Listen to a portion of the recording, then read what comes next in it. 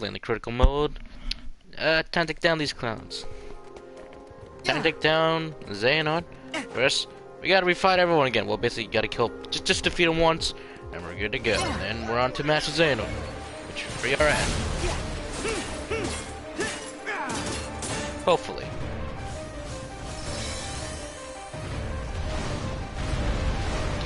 Seriously hate being at this part, but you know what, these guys are actually pretty easy if you get them like into a group. Or you know, you just spam Simba, of course. And if I don't beat him, I'll probably just run again. So hopefully, I can do it this time around. As we're all hoping. Alright, come on. Hit him. Hit something. There you go, hit something. Alright, come on.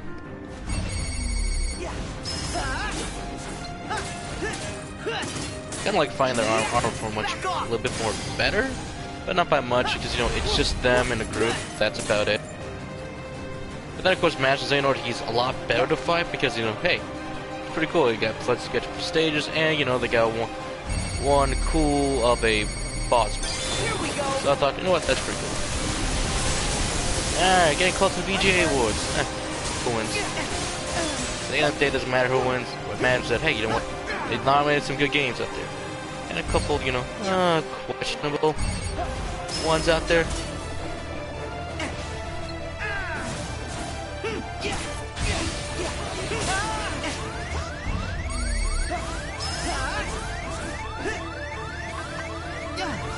Can you tell? Come on, get. Oh, come on, seriously? Oh, there they go again. Oh boy. Yeah, that's full of fun. Doesn't really matter, really.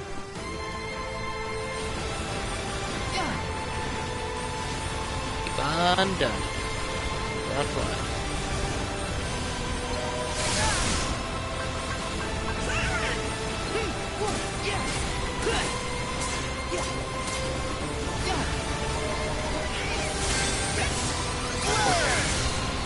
Nope, nope.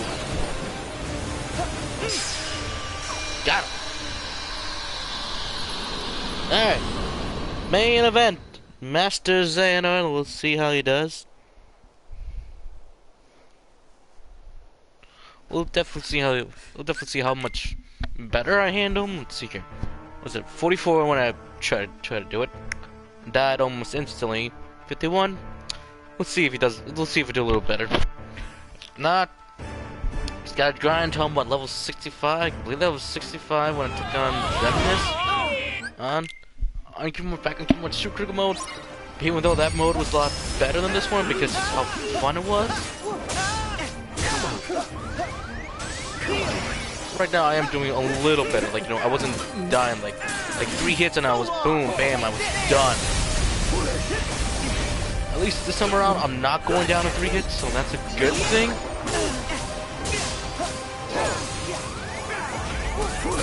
Thanks.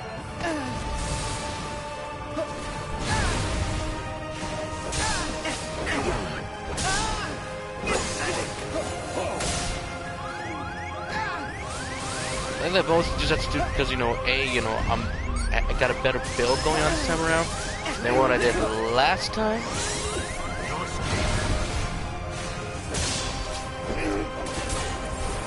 At least you know this is not the critical mode. Phantom Opera. That mode. Point 2, as everyone says, that's basically just one big huge tech freaking monster. And while their heart was in the right place, Anti-Aqua was like, no, Phantom Aqua was not. Boy, was that boss spammer. Which is a nice thing to do. Like, you know, you gotta be caught.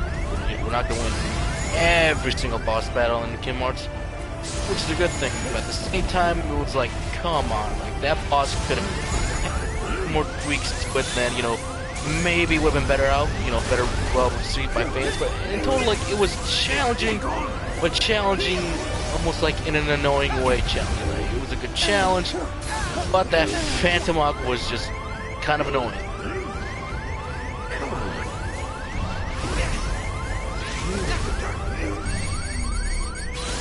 Back off!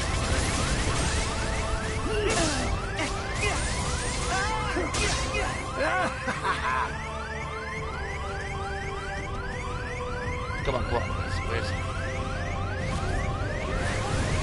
I have to get back down too. There he is. He's on the very bottom.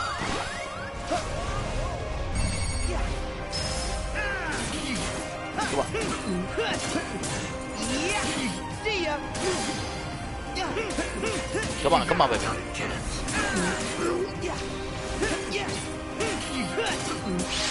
Alright, that's the second wave.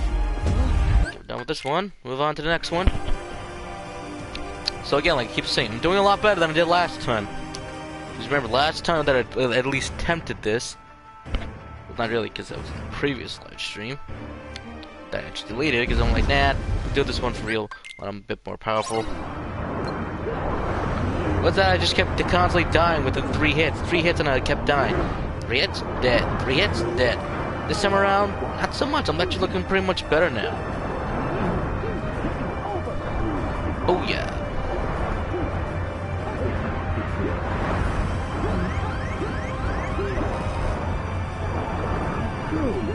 Now, one theory is that Scala Acclam is just the more reimagined. What was it? Basically, the Union Hub back in Union Cross. I don't know if it was a Daybreak Town, whatever you want to call it, Daybreak Town. So you can definitely see that when you are at least battling here, like you just go like, oh yeah, there's a Daybreak Town, and then you know this is Scala Acclam is on top of it. So cool backstory, I guess, which is kind of okay. Oh boy, but you know, it's like, alright, I gotta go play Union Cross, see how that happens. Because I can definitely see it happening there when Union Cross just go bam, like, you know, this is how it happened. Well, not technically speaking, yes, but we'll see how things go.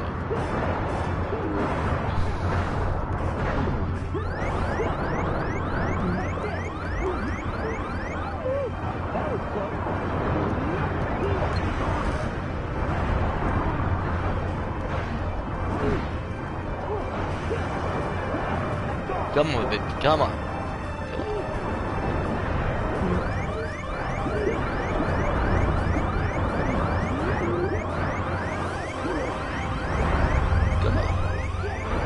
Come on, come on. I really don't like the underwater combat in this game. I really don't like it that much. Oh, come on. Get out of here. Come on, seriously, Donald. Let's see, equipment.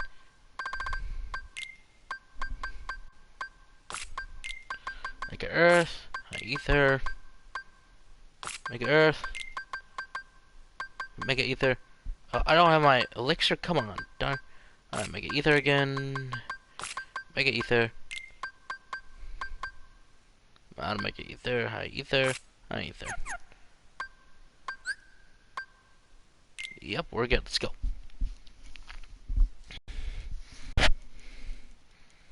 Alright. Come on, baby. Let's go. I can't wait to get my PlayStation 5. I can't wait for next year to go get it. It's gonna be awesome. We're on the early adopters again. I mean, like, early adopter for PS4, early adopter for PlayStation 5. The mid adopter for what's it? Xbox 360. I got the Elite version. I think I got that version and not the base right away. But that's mostly because, you know, I basically had my PS2 for the very, very long time. I actually, like, had to buy, like, 2 of them because, my friend just kept breaking them. Yeah, basically, yeah, that's how it kept going. My friends kept breaking my PS2, and it got broke. I had the more bigger, bulky one, the big one that it came out. My sister wanted one, so got for Christmas. And that one kept constantly playing it, but I had the wire controllers. There was before we got the wireless ones, so that broke. So I believe that broke. So because my friends kept playing my multiplayer games, and they were so far away from the TV that my console was taking a beating. And when I turned it on the next day, this is after a football game, is that, well, that the party had that we had the night before, where all the kids are playing on my PlayStation, is that, well, my console broke, and I'm like, Mom, my console is not turning on. I'm like, I don't know what happened. So my only logic, which is a very good logic that I had at the time, was that everyone who played my PlayStation literally broke it. So basically, I'm with a dead console right now that I want to play one of my single-player games. What was it? Sly Cooper 2. You know, go back to Jak and Daxter for one of them. And I couldn't because my darn console would not turn on. And literally, that is my only reasoning, because it's like everyone broke it.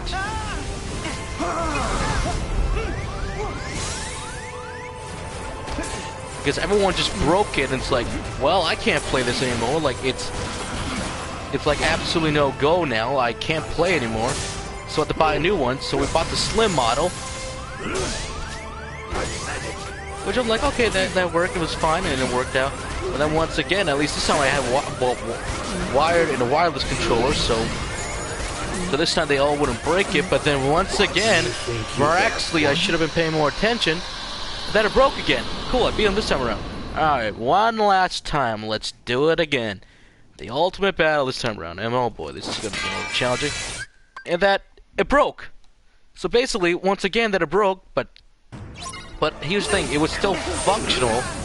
So basically what I had to do is like, okay, I got to slide this little disc ejector back and forth in order to work. So I'm like, not every time, most of the time it would go, other times it wouldn't. So it was basically like a 75% of the time it would work automatically, the rest of the 25% of the time that it would not work. So it was like, okay, so I could still play it, but Mom's like, alright, I think it's time for you to get yourself a Xbox 360. I would have got a PS3, but my mom said Xbox 360. I'm like, yeah, let's go get it. Yeah, I had, was it enough birthday money, enough Christmas money left over, so I'm like, yeah, I can go. He's like, yeah, I can go get it without a doubt. So I'm kind of glad I got my Elite, because, you know, that thing just ran so much more smooth. I got a lot of great games on it, and then I'm glad I got the Elite, because the base Xbox 360, it was good, but not as good. And not to mention, as my friends would say, that, you know, as the layer games kept coming out for that, again, that life cycle, their base 360s or PS3 just couldn't support anymore. So that's why they had to get better consoles. I'm like, yeah, good thing I waited for an Xbox Elite 360 Elite, because that thing was crisp. And again, as everyone knows why that you did, well, even though the PS3 did later get good games, in the end, those base years, those early years were really not too kind with anybody. I mean, we're talking about the servers were crashed. You got the infamous Sony hack from way back in the...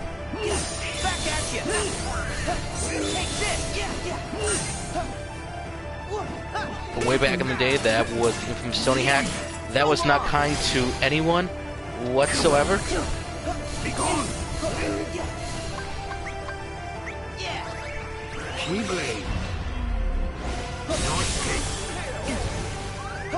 You know, that was just not kind to really just anybody back in the day. So that was an absolute nightmare. But eventually, you know, as we all say, the PS3 did get much more better games on the line, and, you know, Sony got together, so we're kind of glad in the end that they did get it together. But now, when I keep looking at it with this, I know Sony people's like, yeah, we got the next set of consoles ready. Like, are we sure? Because, you know, technology will always keep on improving, and we'll always get better stuff in the end. But I almost want to say that, you know, maybe the Gen 8 will be the last one. Probably not, because, you know, technology will just keep on getting better. But at least this time around, that, as everyone could say, that we're all happy for, to say the least, is that, well, at least this time around, that we won't have like a mid-generation, which this generation had.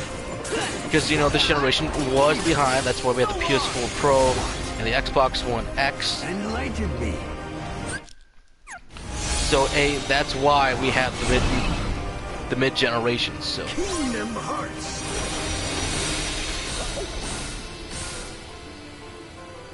that's why we had the mid-generation. So it's like, hey, you know, these are the 4K-ish for the PS4 Pro.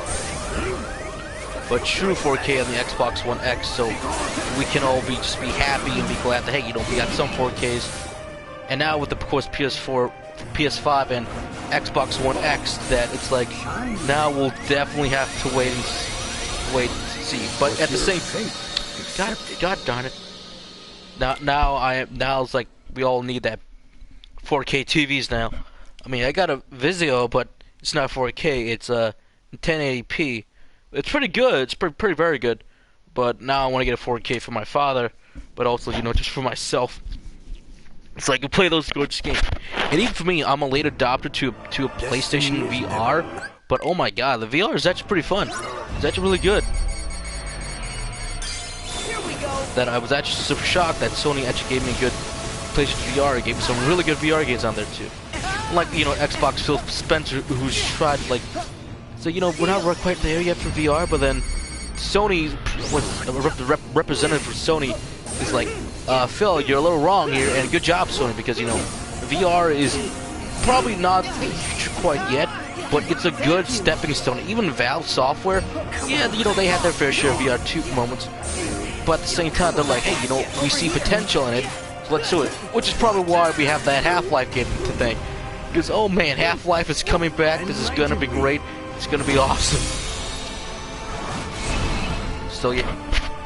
Yeah, that's a little bit I have to say about the PS4 5 and Xbox One X. Both Sony and, you know, Microsoft are like, let's hit the reset again for this brand new generation. Let's get it right this time around, and not to worry about another mid-generation. Because, you know, the mid-generation is not really the best thing to have, but here's the thing. I want to get it right this time around, so we want to get it right so we don't have to keep worrying about it. Like, oh man, you know, man, the counts are just too much. They're too lagging behind again. We gotta get it right again. So.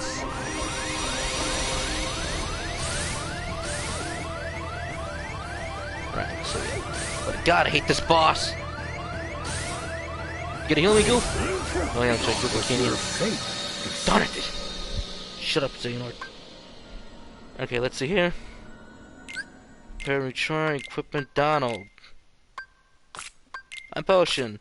A potion. A potion.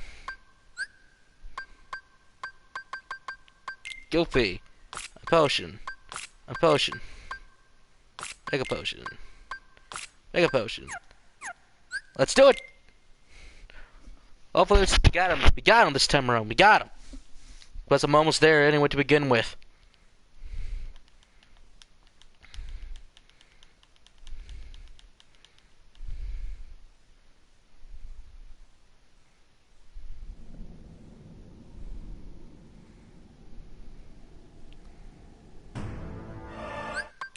Da-da. One thing the Game Watch does get right is that they know how to do a final boss battle in the series. I mean, like, say what you want to say about each boss, but at least hey, you know, they had some good. I mean, I really don't like the final boss in Birth by Sleep for either of them. Like, you know, Vanitas, you have to be so precise with Ven just to at least get some damage. It's trial and error every time, but hey, you know, if you do get it right, it's so satisfying just to beat him.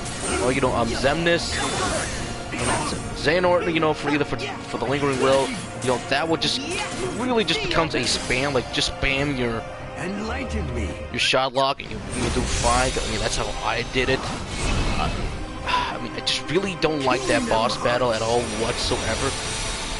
It's just absolutely annoying, especially how, you know, they don't stagger in Birth by Sleep. They just don't stagger in Birth by Sleep, so.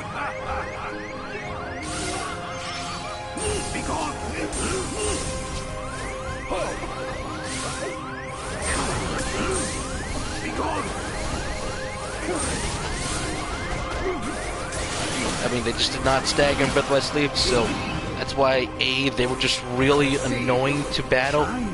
Literally every single time, they were just annoying. So I just really just not appreciate that at all whatsoever. I just really did not appreciate that. I mean, like this. I mean, like, plus, the first few battles with Ansem when you're fighting before he gets to his last form, I thought they're really cool. But then he gets to this really kind of goofy, cool design. You know, final moment. It's like, okay, that's kind of a cool design. But then it's like, oh yeah, it kind of looks a little silly. I'd say not a whole lot of silly, but just silly in general. So I'm like, no, it's all right. But you know, you could have gone with a better design. But anyway, that boss was still kind of cool. Also, the "Come Guardian" speech every time I thought by Billy Zane. You know, yeah, just think, you know, so many years ago, Billy Zane used to voice Ansem, but no longer. But it's like, you know what? We do Ansem voice actor is actually really good now, so that's a good thing. Alright, keep on dodging. Well, all I gotta do is just keep on dodging just for a few short seconds. Then we can beat this. In my opinion, just go to King Flare right away!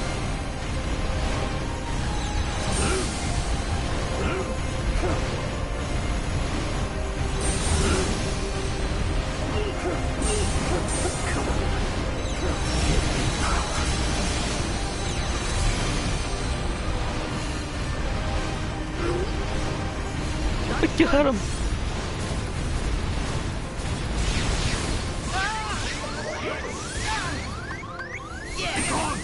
Come on. Nice.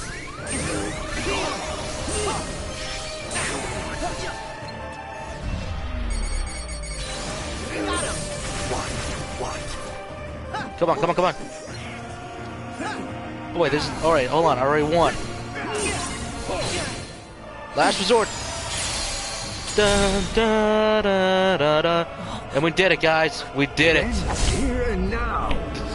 Rest in peace, Rugged Howard. Rest in peace, Rugged Howard.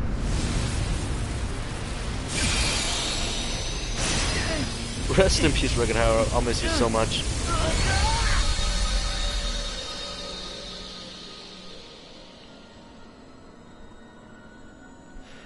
This is actually a really cool moment.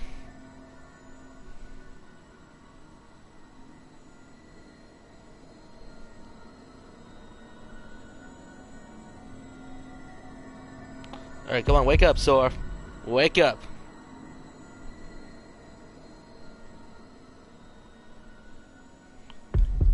Wake up, Sora, wake up. Wake up, buddy. Sora, wake up. You know, I kind of like how you hear Donald and Goofy's voice in the end. I thought that was really nice. Trinity. There they are. Keep going.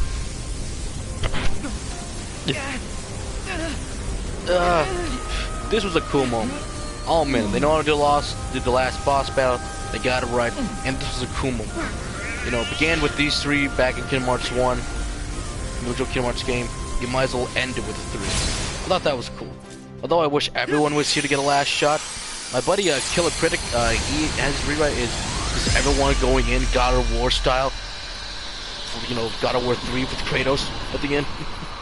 So that was nice. But you know what? This is a cool moment too. And that's it. We're done. We're done with the critical mode. We're all done. All finished. Alright, let's just discuss over the scene this scene, you know, I at least appreciate an idea that, oh wait, he's really not all that bad, but he's not all that good either. Like, he's evil, like, they try to, like, make the character as Xehanort into, oh, he's a bad guy, but he's doing it for a good intention to find the right balance between light or darkness. He was going to give us might be surprised. That, basically trying to be this last year's Thanos for Infinity War, but not really, in my opinion. Really? In my opinion, could they've handled his character better? Maybe, just, yeah. You never I mean, we try to learn his backstory and everything, which is kind of cool, That's but... because I never lose. And a cool idea in the concept come on. department, but when you try to put it on a paper, try to execute it, it's like, oh, that's sounded better on paper. Now, everyone's going to say, well, they tried to forgive him at the end. It's really not forgiving, to say the least, but I can see why people are saying that, oh yeah, we just kind of forgive the guy at the end. I mean, it's kind of there, kind of not really, but it's kind of a little sloppy, a little bit of poor writing. Very well done. Again, rest in peace, Rugged Howard. We'll miss you. Now everyone's trying to say, "Oh wait, someone's got the actual Master Keyblade." Like he's no. In my opinion, nobody knows how the Keyblade works anymore. Because why? First and foremost, they said like, "Oh, sorry, he gained it naturally." But then it's like, no, he's got actually Ventus. Like in my opinion, no, it's not really Ventus's heart. It's just okay. So Vens is sleeping is a bit of safe right now, and Sora's heart until he gains the power awakening. Yada yada yada. And then it's like, oh wait, anybody can be trained to become a Keyblade Master, depending on the circumstances. Okay, or the power can be given down to you, pass it down to you. AKA Rico's able to wield his Keyblade because, Terra gave him the power. Aqua really didn't pass down the Keyblade to Kairi at all. We'll just call it, oh, she can wield the Keyblade. Cool. And then you got this scene. Okay, could have worked a little better in the end. Then. Maybe. I kind of like it, but in my opinion, if the Wayfinder trio was together earlier and just discussed just what happened between them, with themselves, and a bit of the group to know a little bit more of the backstory, it would have been nice. But to me, I really don't see Ericus as a father figure that much. Such a harrowing experience. Not really, man. No, I can see why he's a father figure to them. He's the one who took care of them. Trained the most. I left you with such a heavy burden. I can see this reason why for why he's explaining everything. He was terrible to Ven, he was terrible to Aqua, he let the burden on Aqua for being the only master left. And Terra's like, I'm sorry Terra for pushing you so far away. You should have been so much better. I kind of get that in that regards. And sure, yeah, some people's like, well, he looks at them and he looks away. Okay, it's fine, it's alright. Fine. To him, he's an old man, he's foolish. At the same time, it's like, okay, yeah. He destroyed them, but again, it could have been worked out better. If the villain had proper time, motivation, screen time, and just an overall chance to develop as a character. Like, you could make a villain sympathetic. Sympathy. You could have the villain feel sympathy in the end. But here's the thing, you gotta be a good screenwriter, and give me a good reason why I should feel sympathy for him. I mean, look at Arthur from Joker. Joaquin Phoenix's Joker. His betrayal, time, and care was given to the character. You feel bad for him through the abuse that he went through. You feel bad for the society that he lives in and how people treat him as a person. That's it, and I thought that was great. But he's not a hero. He's a protagonist. A hero cannot live without a villain. But a villain can live without a hero. Even the hero, is a villain in their own story. And of course, since they still haven't unblocked the darn recording session, the darn last scene yet, which in my opinion, it's been over 11 months. It's been over 10 months. You should at least allow me to see the scene. But, of course, guess not. But, in general, do I like what's presented in the scene? Yes, kind of. It's like, okay, so they'll defeat the Xehanort, it's all done, everything's over. But it's like, oh no, I gotta go rescue Kairi. That's my main goal right now for Sora. I gotta go rescue Kairi. Then Donald's like, we'll go with you. But then Riku should have gone with him because it's like, hey, remember the mark of Master Exam for the power of waking? Yeah, you should really gone with him, Riku, but look what you did. He didn't go with him, now he's dead. Though there is a theory out there stating that, this is a sleeping world, so it really doesn't matter in the end, because, they're already with Sora in the end. Okay, I really don't know much about the theory, but that theory comes out to be true, then it's like, okay, fine. And then you got the Kingdom Hearts Reminder DLC, which kind of confirms that this was almost like a sleeping world, because now characters have different dialogue. There almost seems to be 1v1 fighting these people, the organization members, and how everything's presented is a little bit more different. Also, we get to save Kairi in that one. Okay, fine. Looks like more data battles, but in my opinion, they're adding a whole other chapter, like the Organization 13's goal. We have Shion's story. You're adding the true endgame with saving Kairi in the end. That's just not a final mix. But that's almost an entire portion of the game that was either cut out or, we have to save it for later so we get more time, money, and resource on it. Which is not really good at all whatsoever. That's not good. That's just bad business practice. But the one thing I do like out of all this in the end is this. The secret ending. I thought this was cool. As one of the people who worked on Tango, was it Ryan or something like that? Hold on. Let me check. Hold on. Let me check this out for a moment. I have it right here.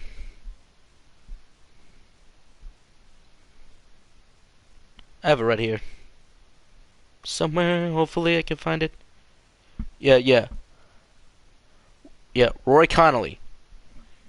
How the scene for the epilogue starts off, like, cinematography was really nice, the music was nice, and how it's like captures this dreamlike essence between Sora and Riku waking up, and how Sora's like, he's waking up, he's looking at his hands like, well, what's going on? I thought that was really cool, and you know what, Roy's right. At the series' best, it can give you something that's like this, that's in full CGI, but it's incredible to look at. There's fast-paced editing, like, the camera is just panning and zooming around both Shibuya and Shinjuku. But holy crap, it's amazing. It's like, whoa, what's going on here? What's going on? It's incredible. How the music starts and ends, it's nice.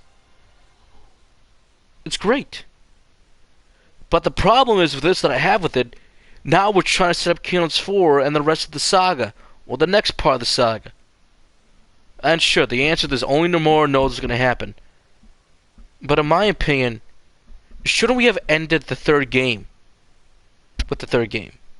We should have just ended the Dark Secret Saga, which we did. But it's kind of choppy, it's kind of clunky in places. It was just a bit all over the place, in my opinion. But I do kind of like how the end you have someone in the Organization 13's hood, or just a hood, pulls his or her hands up to the moon and makes a heart. It's like, bam, Kingdom Hearts. And then it's like, reconnect Kingdom Hearts. Proof of times past. A certification reward to those who have endured the most difficult trials of them all. So thank you. And like that, ladies and gentlemen, holy crap, I'm done with the critical mode.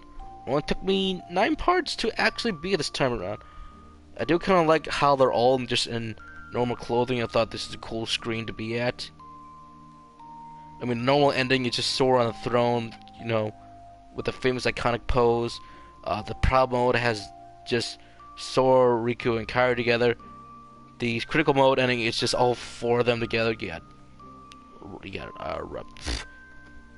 5 of them. You got Roxas, Riku, Sora, Kairi, and Axel together in the normal clothing. I thought that was kind of cool. I thought that was nice to see. I thought that was nice, to say the least. Yeah, but that's it for me in the critical mode. Holy crap, I did it. I'm done with the critical mode. I am done with the critical mode. Only took me 26 hours this time around to beat it. 35, 12-ish, to 26 hours. So, yeah, that's it. So let's do a little discussion right now on the critical mode right now. Let's give my own personal thoughts and opinions about this mode. I am gonna say that, it was kind of fun, kind of challenging from time to time. I know people are saying, go for the strength build, that'll help you out. Okay, in certain areas of the game, yes, but even in the later game, I noticed people who did the strength build just get their butts whooped to these couple shots between either a 1-shot, 2-shot, or 3 or 4-shot hit from a boss or an enemy that you didn't see coming from a mile away. So, is that true? If you want the strength build, fine, go right ahead. But it's not as, in my opinion, awesome or impressive on the critical mode, of the critical mode. The fun time that you could have, that was the Kingdom Hearts 2 Final Mixes critical mode. Because at least that was fun. With the strength build, you just had so much fun with that one. But at least, that's my own opinion with said critical mode, which one was much more you know, just better in the end. I think, you know, that mode was much more fun and much more better than this one. I think it's mostly due to the combat system they had in the game, you know, with revenge counter system in it. Because aka revenge counter system is basically this: no matter how many times you hit a boss in the end, they will still recover and hit you back, no matter how much damage you would give them. So basically, it's basically a full-on boom counter move right back at you. So I thought that was nice, that was cool. And plus their boss rush mode, you know, with the data battles, those were fun. And even when you're just fighting the Disney or organization battle members that you do fight in the game, those were very fun and very challenging. Even somebody like simple, like Shang Yu is very simple. You just notice just how much little details are in that game alone, just to go, oh wow, that's so great. Or even when you're fighting the lingering wheel in critical mode, fun. Even if those are on standard problems, like dude, you're about to get destroyed. But even the best, just a fun way to play Kingdom Hearts is on the critical mode. So I thought, hey, you know what? It's fun, it's good. Does it give you a challenge to try out everything? After all, it is a role-playing game, so you gotta bring in the right equipment, the right keyblade. Yeah, kind of a little bit. But to me, kind of like stick to 1 or 2 keyblades at most, or maybe all 3, depending on what your playstyle is, and then you'll just dominate. Like, to me, it's mostly the pirate keyblade because, you know, I was gonna spend a lot. I knew I was gonna spend myself a lot of money at the Moon Shop just to keep reviving myself over and over again. So for the self-revive. So yeah, that definitely was gonna happen, regardless of what's gonna happen. So yeah, that's fine. Even people stated when you started the game, like, you know,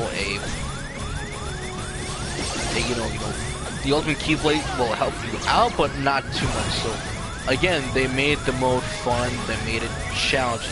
I thought, hey, you know what, you got that right, so good job. Again, they made the mode fun, they made it challenging, so it's not all quite forgiven. Even with patch 1.06, there are still times in this game where you can just absolutely cheese it. I mean, after all, look at Simba right now. Sure, these are nobodies, and I'm like level 51, but who cares? Just look how much damage Simba does, and compare that to, you know, like all like boss modes and everything else we have. That's why I think people keep saying use Simba and, you know, you just win. I mean, Simba is literally still broken in this game. So yeah, you can still win with Simba almost like all the time, but not all the time, because, you know, there's still be bosses out there that won't take as much damage, but it's still annoying when it's like, okay guys, just use Simba and, you know, we'll just keep on winning. Some bosses are just annoying than others, you know, either the way how their systems work or not, but what, there's that. Now here's one more thing. I am going to criticize, you know, I don't know why Osaka's doing this. I don't know why. Like, okay, so we're going a mode harder than critical mode. Okay, fine. Was it black box mode and black box? Or basically one, aka in English, one big, huge, massive customization mode out there where you can customize Sora in the game. Look, just customize how much challenging or how much hard you want to make the game to be. Now, in my opinion, okay, that's kind of a cool idea. You know, we all have our own custom game mode. You know, where you can block cure from ever, you know, working like you know, cure, depending on how much health you want taken. I thought, okay, that's a nice idea. And then there's, of course, you know, the very simple easy mode where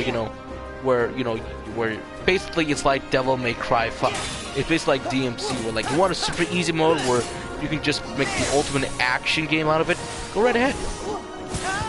So it's like, okay, so it's doing it, so it's going in that route. So, okay, fine, no big deal, no one's to complain. But in my opinion, if you're gonna do that, then I'm gonna need a better, just in general, a better combat system in the game. The reason why people praise Kingdom Hearts 2 so much, not even just the final mix, was how fun the combat was.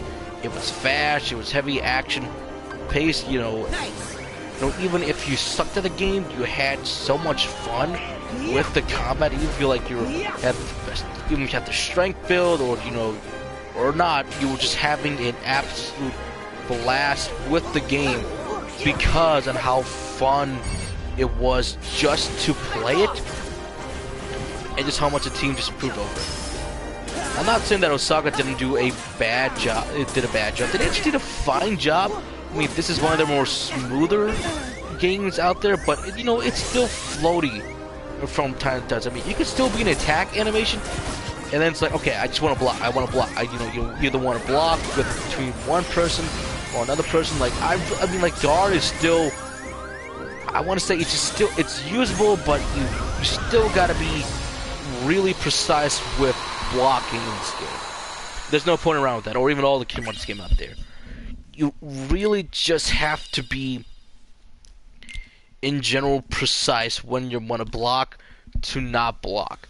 I mean, in my opinion, how hard it is just for me right now just to keep asking for, hey, you know, other games out there, not other series out there, either have a designated block button or, you know, a really good dodge system.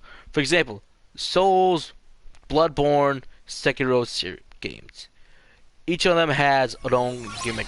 In Bloodborne, it's all about you dodging these massive attacks, so you don't get hit too often, and so you don't die very easily. Souls, it's all about your blocking and your parrying attacks. And in Sekiro, it's literally like, you know, deflect and, you know, guard correctly. Sure, you can dodge, but dodging and rolling is not going to get you to win most fights. Most fights, it's breaking right now the enemy's posture to win at the end, to get your death blows. So yeah, I'm gonna need a bit more combat responses. I'm not saying that the combat is entirely trash. I'm saying it's fine for what it is, but is it something that I'm gonna brag about? I'm like, oh, which game has the best combat system in the game? I'm probably not gonna say Kingdom Hearts 3 in the series. In the series, it still belongs to Kingdom Hearts 2, due to just how very well refined it was at its time. And you can still play Kingdom Hearts 2 right now, just based on if you have the final mix. It was still really just fun. Nice heavy action pack. It felt responsive. It felt smooth. It's sure that it was still a little floaty from time to time, but not quite as floaty as the Osaka games. But yeah, so that's about the end I could really say for combat. But in the end, did I have fun with critical mode? Yeah, it's just something to brag about, like, oh, this is really fun. Like Kingdom Hearts 2 critical mode, not necessarily. I think it's fine, it's decent, it'll get the job done. I beat the game, like, 3 times now, on 3 different modes. One just going as fast as I can, the other one just do my regular walkthroughs, and one just on critical mode, so yeah. So in general, if Osaka is still going to keep developing games, which they are, I'm probably going to say this, hopefully they hire more people down there, so they can get the combat system much more refined. Look, I'm not asking to make me the Devil May Cry of all Kingdom Hearts game. No, I'm not asking for that. Or Bayonetta. Or Metal Gear Rising. Create something that is fun, like Kingdom Hearts 2 and 3. Like, you should just combine the combat systems together, and then bam, you're golden. You're perfect. You got a good combat system. Also block, please. I need a designated block button, like more than just tie it to the X. Like something that's quick and responsive that feels so satisfying that every time that I do use it, that it just comes in, naturally. That's the whole saying. That it comes in much more naturally. But anyway, guys, critical mode is fun. I did have fun with this from time to time. Is it a good mode? It's good. It can be frustrating. It can be challenging at times. But after a while, once you get through it, it's like, oh yeah, it's fine. You can find a quick breeze or a quick cheesy thing. Even though, once again, you just spam Simba and you literally will just win every single battle out there. Yeah, is that a good thing or a bad thing? My opinion, that's up to you to decide for that. But overall, in general, I'm kind of glad I've done the critical mode. The only thing I'm waiting for right now is Reminded. Supposedly a trailer this month with a potential release date. So we'll see from there. And whatever Osaka team is working on, they say it's Kingdom Hearts. It could be just another spin-off title or whatever it's gonna is. I don't think it's gonna be Kingdom Hearts 4 because definitely Square and the entire team is definitely gonna learn on Kingdom Hearts 3 alone. What to do, what not to do. Also, just for Nomura, like, dude, just take a break. Because the man's working on the remake for Final Fantasy VII, and then whatever else is after that. So might be a little bit while before you see the next entry of the Kingdom Hearts series, or maybe quick enough to see a different title game. But anyways, that's it for me. Thank you for joining my Critical Mode walkthroughs. If you like this video, hit that like button, subscribe for more, and I'm just gonna wait for Kingdom Hearts Reminded, and then, you know, probably do my big, huge live stream retrospect on Kingdom Hearts 3. Probably going looking back at the game as in total, like from vanilla, the base game, vanilla, aka the base game, to all the patches and updates they made to the game. Looking at the critical mode, looking at everything about it, really, to see, is it really with the praise or is it all with the hate, or is it really just a game that truly just divided the franchise, that now we're gonna look at the Kingdom Hearts series in a totally different light. And I think I'm gonna be right with that part, at least, because whether you hate the game or love the game, this is a game that definitely was not quite ready yet. The game was announced way too soon. They were very quiet and very, very hush-hush about the game, so that it was only real information was really coming out either for Kingdom Hearts events or events that Square felt more comfortable at to see a reaction from. But anyway, guys, that's it. That's all I really got to say for now. My name has been SilentJoker45. Follow me on Twitter at SilentJoker45. I'll see you guys next time. Have a good one. Peace out.